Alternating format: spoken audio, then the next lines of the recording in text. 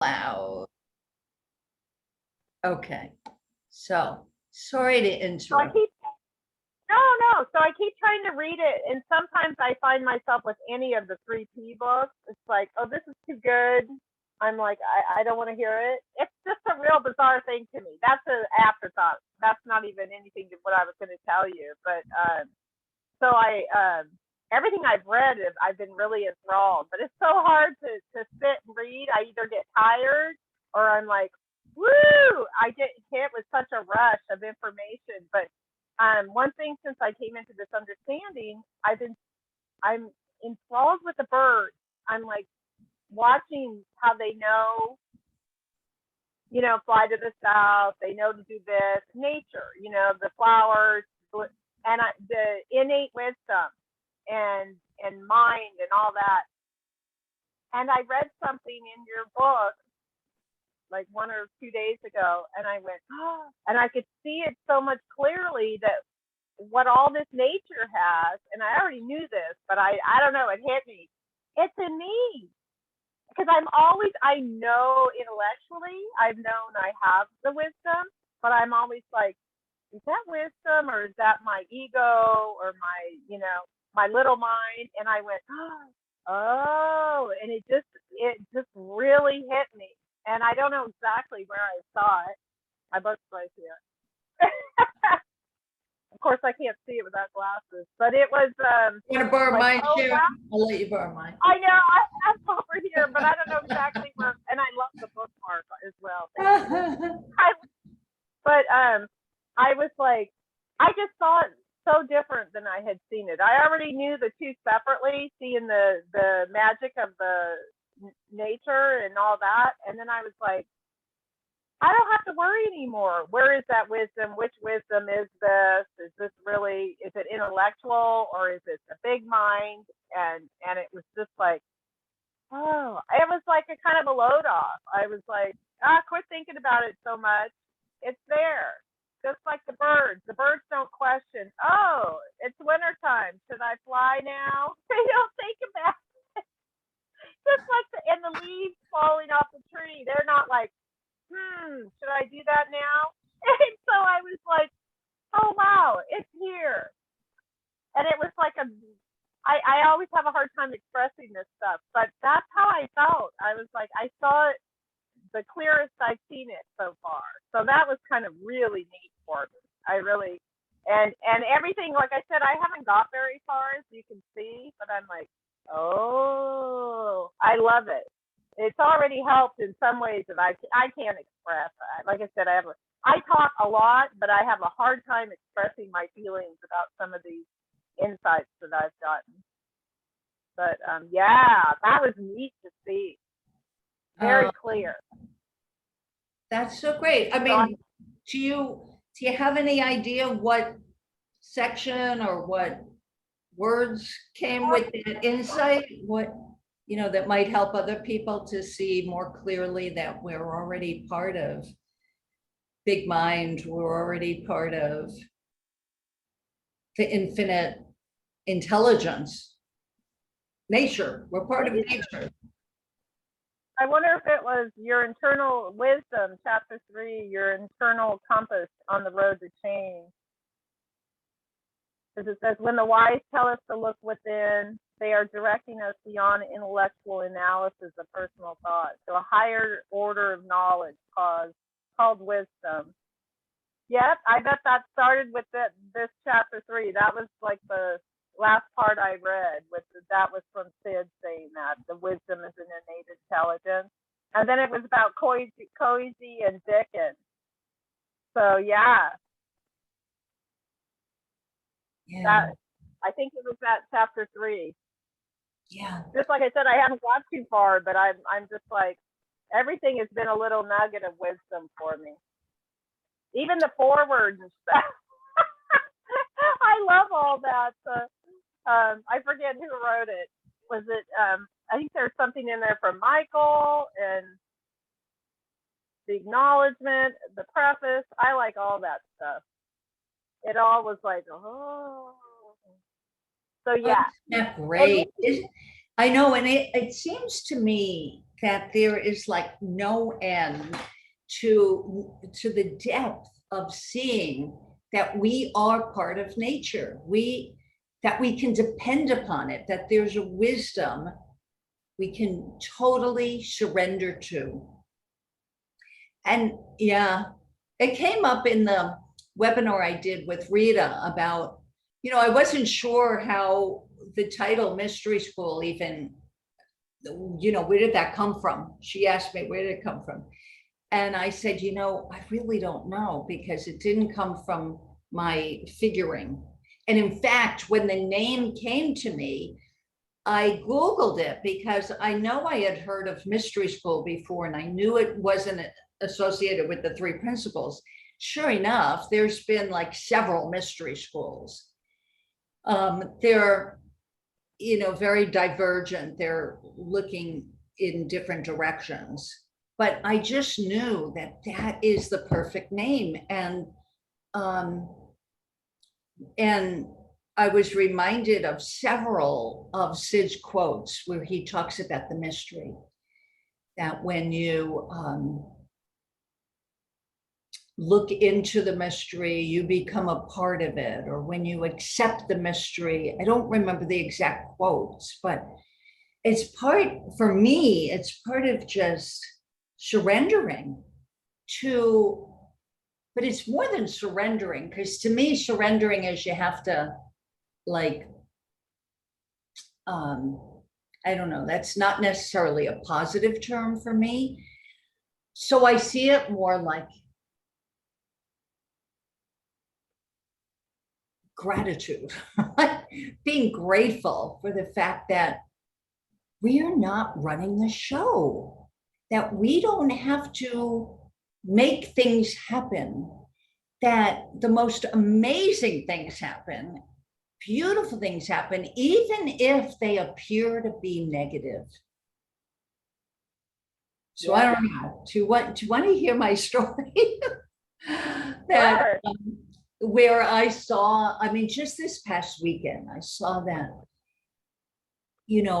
how Sid talks about looking at what is. And at some point over the weekend, it appeared to me as what isn't. And then I saw that what isn't was a beautiful what is. And it, just like we all say that it's so hard to put words to this, but I'm going to try as hard as I can. Not try as hard as I can. I'm going to see what comes through me to describe this really fascinating event that happened to me. You're reading The Secret of Love, and anybody who read the book knows that the only way we could get George Pransky's forward was if I wrote my story. So I said to George, well, that'll be tough, George, because this is a book for couples, and all the stories are written by couples. He says, I don't care that you're single, Lori. You can help a lot of single people. So I had the hardest part of the book was writing my story. And as people know now, that, it's humbling that I would be a marriage and family therapist and that I would be single for so many years of my life. And I can laugh about it now, but it wasn't, always laughable. I had a short marriage that lasted about 7 years. We were together 9 years, just under 10.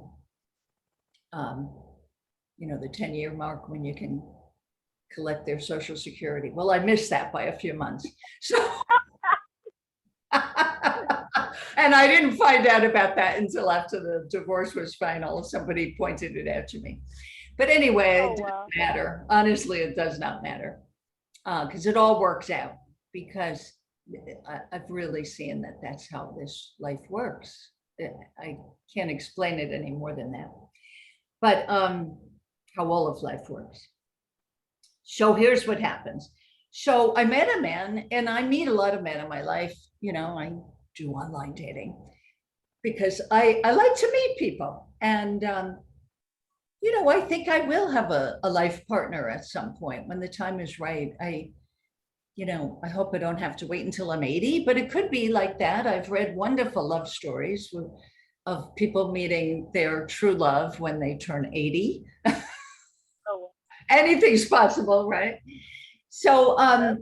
I don't really go into these meetings thinking that it could be a life partner. I'm just intrigued by who I'm going to meet. And so the first meeting we had was okay. You know, he drove a couple of hours to come to really a world-class museum in the next town over from me. It's a museum that was actually the first art museum in the country. So it's got a Oh, bit of a wow. reputation. And he drove 2 hours to go to the museum, and I was kind of secondary to that, or at least that's what I was thinking, that he wasn't really coming to meet me. He was coming to go to that museum. So anyway, we meet and we walked after the museum, and you know, it was pleasant, but it wasn't like my heart was all aflutter, which happens. It has happened a Yeah.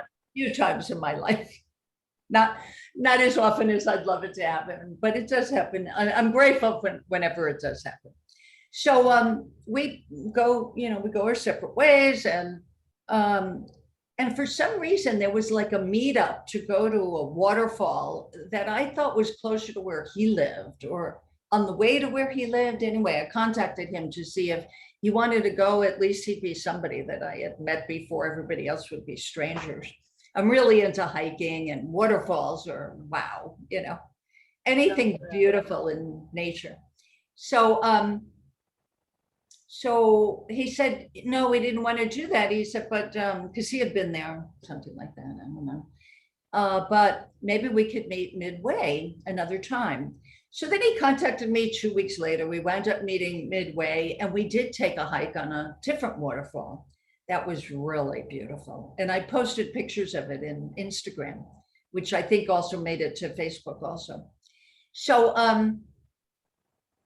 and I don't know, his face became expressive and I felt a connection, you know, eye contact, and felt a connection. So we got together again a few weeks later. And this was going on now for like 3 months where we would, and this was going to be our sixth meeting. Okay.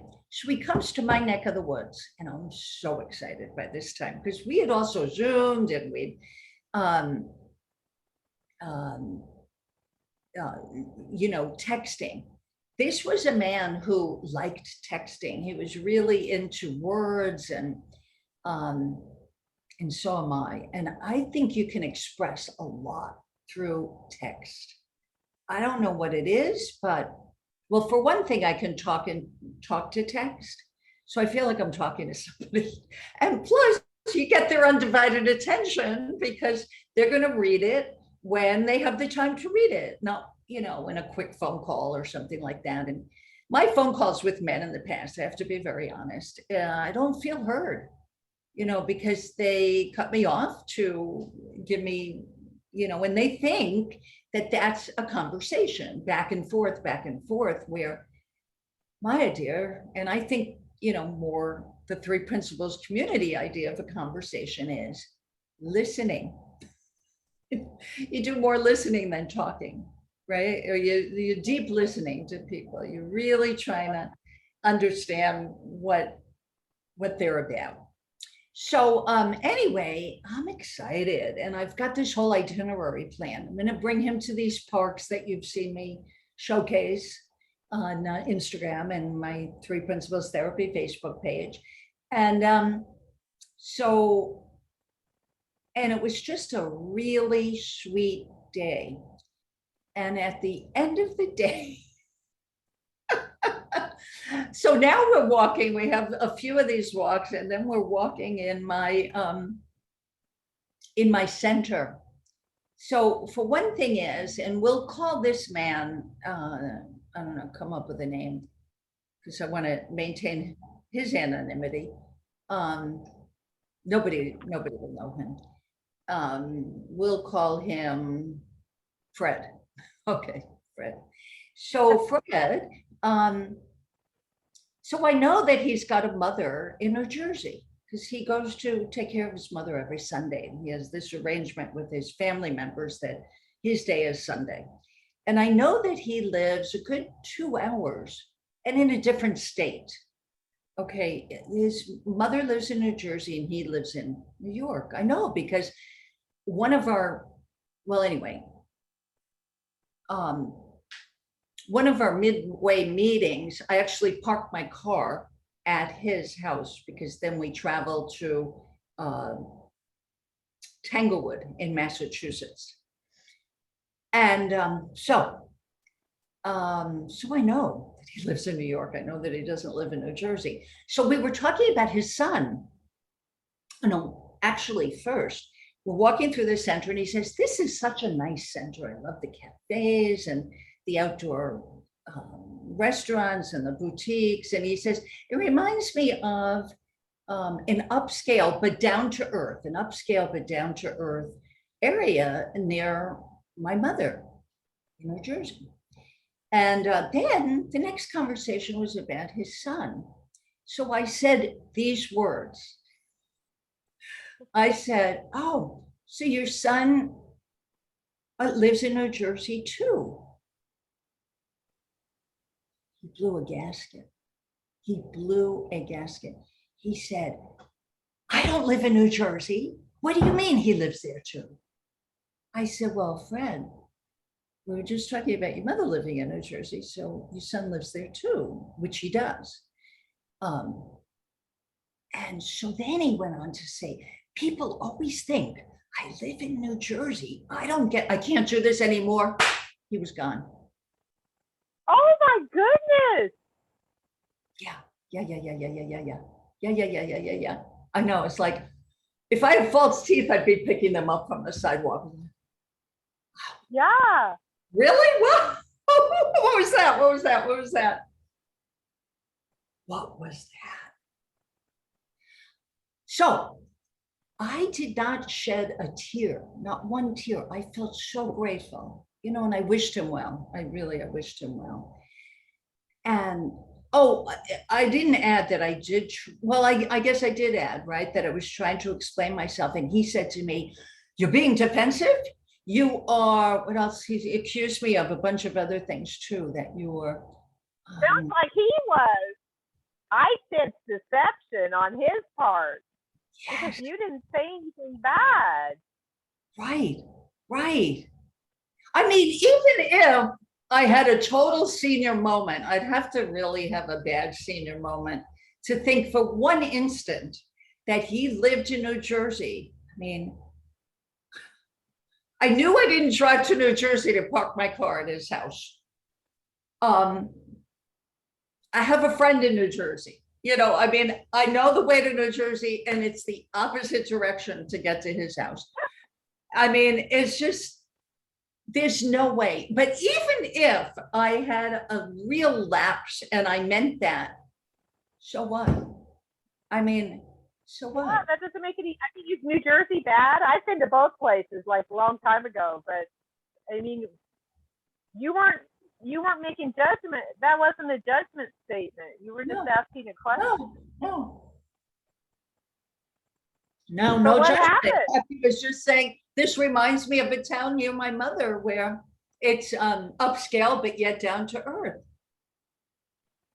So if anything, I mean, we were complimenting both areas. And it was totally out of the blue. But then he accused me of not being, I don't know, of being defensive, and also, I can't think of the word that I'm trying to draw up here. This is a senior moment. This is a real life senior moment. I don't know. It's just not coming. He was projecting, wasn't he? I mean, I didn't, the way you explained it, I didn't see, you were just saying something. So, Yeah. And, the fact that I was explaining where my sentence came from. I guess, I didn't include, so he would also accuse me of, I hope you learn from this. I hope you learn to think before you speak. Oh my goodness. I don't get it. I don't know what was his point? Why was he Well, he also upset? said that, I mean, I was paying a lot of attention here. I was really listening. He also said that this has happened to him too many times, where I never ever confused him living in New Jersey, ever.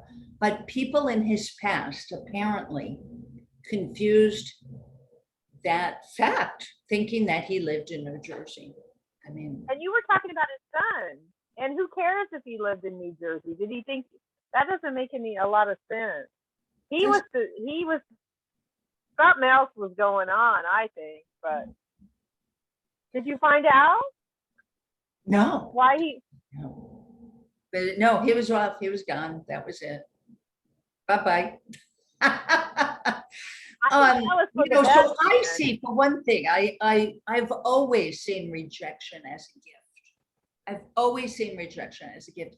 And you know how Bill Pettit talks about, yeah, right? It's absolutely a gift. It's like we're being protected, like you and I were talking about mind, that we can always trust that it's there for us. We're taken care of. We are taken care of. Even when bad things happen, and much worse things than this happens, people have physical cancer, or you name it. Terrible things happen to people. And the lessons learned, what people see as a result, is just a beautiful thing. One of the things I saw, the thing I posted in mystery school about Sid saying, look at what is. So, when I look back after he left, and I look back at the times we had been together, there were a lot of red flags. There were a lot of red flags that I looked past. Oh, Tom's coming on. We'll bring Tom in, and I don't know if I can give him a recap or not. Oh. Well, we got 20 minutes with you, Tom. You're going to have to watch the recording because I just gave my story. Oh, wow. But we're glad to see you when we can. You too. You can pop in. I mean, I was wondering why I said this, I set it up in mystery school, where I said, if you want to listen to a would-be romance that I almost got into, come to mystery school. And Sharon, one person shows up. Oh, wow. We got lots of likes, but people are busy at this time. Yeah. So just a really quick recap is that I had this short-lived, what appeared to be heading in the direction of, romantic potential, which had been a very long time for me. We won't go into the length of time. And anyway, so we had like our 6th get together, and he blew a gasket over something that was a complete misunderstanding. Very briefly, I said, oh, so your son lives there too, meaning, well, your son lives in New Jersey too. And the man I was on the date with, I knew did not live in New Jersey. I knew that we just finished a conversation that his mother lived in New Jersey. And so then we started talking about his son. And I said, oh, your son lives in New Jersey too. And he thought I meant that his son lives in New Jersey where he lives. Now, after 6 get-togethers and one time where I parked my car at his house in New York, I mean, I'd have to really have a senior moment to think that he lived in New Jersey, which could happen. Yeah. I've been known for some senior moments. It did not happen on this case. But even if I did have a senior moment and think, oh, wait, you live in New York, not New Jersey. He blew up thinking that I thought he lived in New Jersey, and other people in his past also thought that, and he can't get have this level of frustration, so he left. Wow. So here's where where look at what is and look don't look at what isn't, look at what is. So I was looking at what is. Like, I was, after our second get together, the first time we got together, it was nice, you know, it was okay. It was fun meeting somebody new, but my heartstrings were not pulled. Second time we got together, his personality came out. His face got expressive. We were making eye contact. We were sitting at a meal, you know, across from each other. And, oh, I'm thinking, this could lead to something maybe. And we got together like 4 times after. We would meet in the middle because we lived 2 hours apart. Yeah. So we'd meet in the middle and go for a hike, and have a meal. And that was pretty much it. And this was like 2 or 3 weeks apart each time we got together. And in the meantime, we're texting, and you can share a lot on texting from my viewpoint. And we had a few Zoom sessions, and it was all fun. It's all fun. And now I'm getting drawn in more and more. And when this happened, he blew up and he took off and he left, and that was over. It's over. It's done. He misunderstood me. He wasn't interested in the fact that I never thought that he lived in New Jersey. That never, ever. He wasn't interested. He said, you are being defensive and you're rationalizing. That's the word I couldn't find, Sharon. You're rationalizing and you're being defensive. And it's like, okay. He left. And so then I look back, and this is where you came in, Tom. I realized there were a lot of red flags along the way that I was not paying attention to. And I was grateful that I could look past a lot of stuff. We all have quirks. Who doesn't have a quirks? You know, and I was looking past it because I was looking at what is. And that was great. I don't need to look at what isn't. I don't need to look at the quirks. I don't need to look at, you know, the things I wish he was this or I wish he was that. I don't need to look at that. Mind, wisdom, infinite intelligence takes care of all of that, because then it'll give you a knock over the head with something this huge and this big. And it was like a switch went off. The switch was on. Ooh, potential. Ooh, click off. In 10 minutes. I don't even think it took 10 minutes, 5 minutes. Wow. So that became what isn't, like glaring me in the face what isn't, which turned into a what is.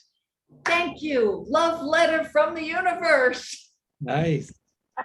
You saved me. Yeah. You dodged a bullet. Obviously, there's stuff behind all of that. There was stuff behind all of that. And I'm not his therapist. It's not my job to uncover that stuff. Then he's on his journey. Yeah. And he That's also very said before he left, he said, I hope you learn from this. I hope you think before you speak. I mean, can you imagine having to think about everything? Let's see, it's going to land if I say this. You just trust. You trust in a nice feeling. I was beautiful feeling. I was in a real beautiful, loving feeling. I was in a loving, beautiful feeling, wanting to know more about his family. Oh man, it was so interesting to me because I had not multiple orgasms, but it was kind of like that on a mental plane. I had multiple aha moments, multiple insights, you know, like, oh, wow, what a gift. What a gift. I never have to hold back. I don't have to hold back my appreciation for someone, my love for someone. No need to hold it back because mind is there. It's going to take care of me. It'll show me what I need to see. And sometimes it's a huge knock on the head. Yeah. Sometimes I get I need a big knock on the head to see. That's great. That's great. You know, I grew up in a very, my family, the whole culture was, you know, very sarcastic, you know, and close to New Jersey. We grew up in near Philadelphia. So there was this whole sarcastic thing. It still comes out sometimes. And so I always think with him, if he were to say, what have you learned from this? I would say, well, I've learned not to date anyone from New Jersey, that's for sure. That's so funny because you know what? He had accused me of being snarky in the past. Now, snarky is a kind of sarcastic, right? A little bit, but it depends. I mean, you know, like like everything else is a separate reality, right? I mean, how people take it. I mean, where I grew up, sarcasm was often a sign of affection. Like they'd say something really teasing or something, and it would be a way of saying hi, you know. So, but that's no, that's a great story. Wow. Yeah, separate realities. Wow, what people perceive can be so far off the mark. And you know, I tell my couples that I work with, you gotta check it out. If you get a bad feeling from something your partner has said, Yeah. check it out with them that that's what they meant. Yeah.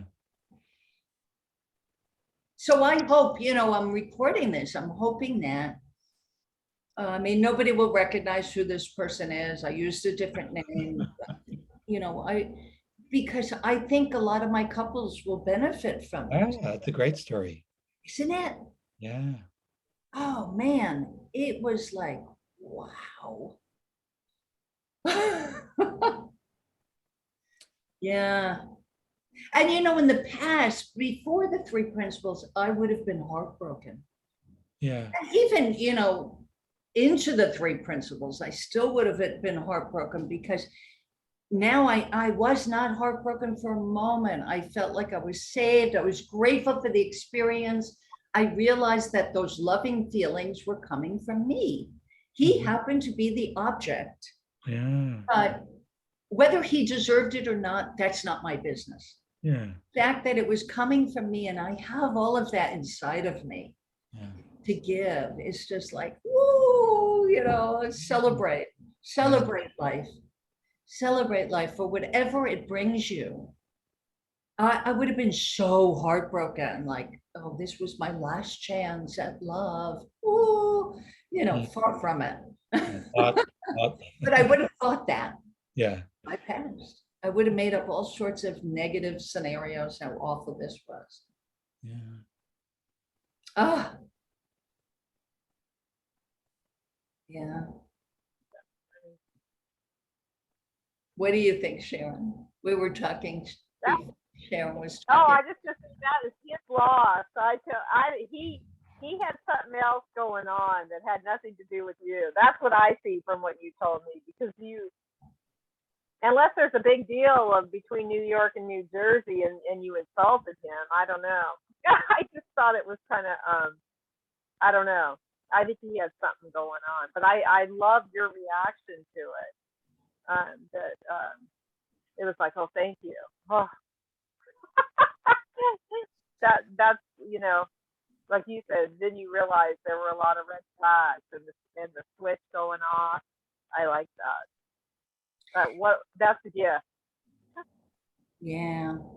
You know, and we all have stuff going on. I do too. I mean, I've got blind spots, I've got baggage. I don't like that terminology, although I guess it is kind of a sarcastic way to say we've got past. We have our past, we have our stuff. And to be able to talk about it Yeah. when it comes up for us, what a gift that we have that capacity. Okay, let's have a sit down. What do you mean by that? Mm-hmm. And, you know, this is why I took this the way I took it. Mm-hmm. Because I grew up with sarcasm or, you know, whatever it was, whatever it is. To me, that's like grist for the mill. When you have something like that happen, that's not the time to leave. That's the time to begin. You know what I mean? Like, Yeah. whoa, let's find, there's gold here. Yeah. There's something here, and I want to uncover the gold. Yeah. Yeah. What's your experience with that, you two, when you uncover something that's uncomfortable, but you talk through it and you talk through it when you're in a better state of mind and you discover something that is like gold?